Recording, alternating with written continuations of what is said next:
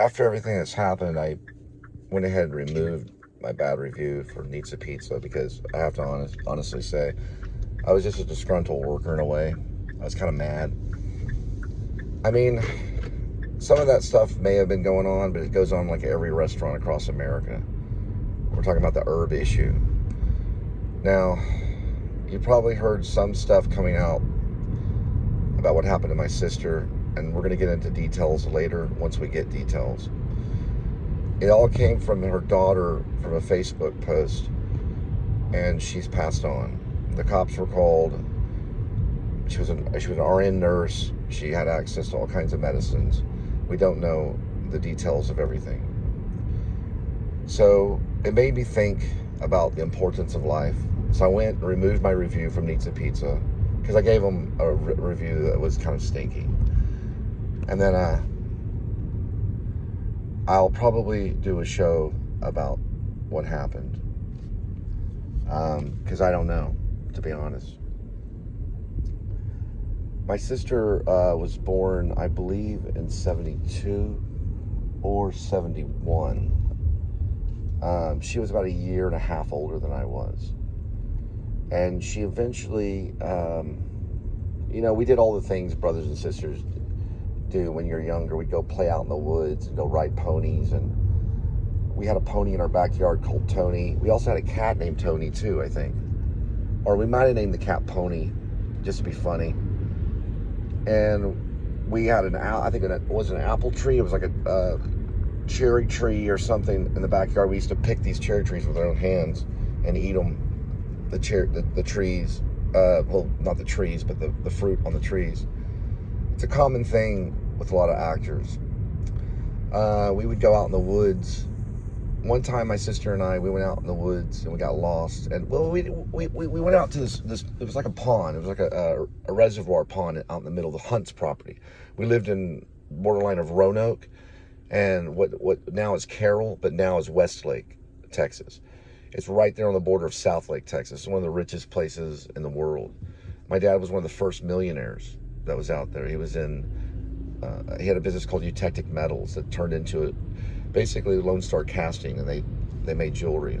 Well, it was a big factory. My dad built a big mansion right next to it because he did well. And we went out in the woods. We'd explore, my sister and I, we'd explore the woods. And one time we went too far to these hay bales. My friends told us about these hay bales that we could jump on. We got lost. We didn't get back until the right about sunset. My dad had already called the police. They're going to drag the pond with a net. That's how much they worry. We're English, so we worry quite a bit. Sorry you gotta look like up at me. But my sister's not around anymore. And we had a lot of fun growing up. She was the first to ever hand me a Budweiser or a cigarette. She was the first to tell me about girls. And one time I lost a girlfriend in middle school. Her name was Amy Cruson. And I begged her all day long to talk to her. Just tell her to get back with me. Just tell her. And she'd just shake her head. Okay. I said, just tell her that I'm serious, because I wanted to marry Amy Cruson. And she was a good sister. She kind of beat me up sometimes. She was kind of a tomboy. We're gonna look at the butterfly on a selfie. You can see it kind of right there. We'll pass it. Well, you can't really see it. We're by the Pilates place where they have this butterfly. I've shown it in the show plenty of times. Anyway, supposedly what's going on now is that she ended her life. And she dealt with some issues. I dealt with some issues too when I was in my early 20s all the way till like my mid-30s. I took medicine for a long time, 6 years straight. I think it was a full dose of lithium and a full dose of Zoloft for a long time, till my doctor removed it my doctor no longer prescribed it to me because it deals with a lot of weight gain, and it's hard to exist on. She helped me through a lot of that, my breakdown, and she also helped me with a lot of other things. And she also, her and her second husband, who's an officer, they helped me when I was was about to take off to Los Angeles on a Greyhound. I think I was about almost 30 years old. And I had already gone out to Hollywood once. She had an apartment waiting for me. That's where I met my wife. My wife was a neighbor. Her last name is Little Piccolo. She was half Sicilian. And she was a very robust, passionate lady. One of the most. And she also introduced me to David Lynch. Sarah did. That was my wife. So my sister kind of put me there, and I ended up being a neighbor with this really beautiful half Sicilian lady. And that was my sister that did that, and her husband at the time, who's a cop. So when this all went down, she was married to a cop. It's hard to be in a family with law enforcement. I know another guy that is. He's a playwright out in New York. He's a Hispanic guy. I guess that's maybe why we met when I was out in New York.